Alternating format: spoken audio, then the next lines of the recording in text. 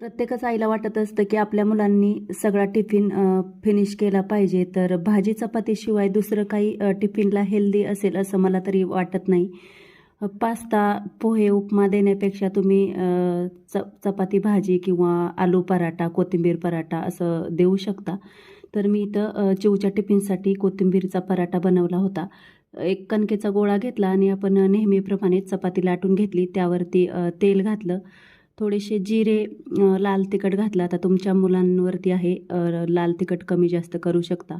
किंचित असं मीठ घालायचं आहे. थोडीशी धने पावडर घातली, ओवा घातला आणि सगळं मिक्स करून घेतलं. भरपूर अशी कोथिंबीर घातली आणि चाकूच्या साहाय्याने कट करून घेतलं आणि आपण जसं आंबाडा घालतो तसं घालून घेतलं आणि पराठा लाटून घेतला. दोन्ही साईडनी व्यवस्थित असा लाटून घेतला. तव्यावरती तुम्ही तेल किंवा तूप घालून खरपूस होईपर्यंत असा भाजून घ्यायचा आहे. तर तयार आहे आपला पराठा. तुम्ही काय देता तुमच्या मुलांच्या टिफिनला नक्की मला कमेंटमध्ये सांगा. धन्यवाद.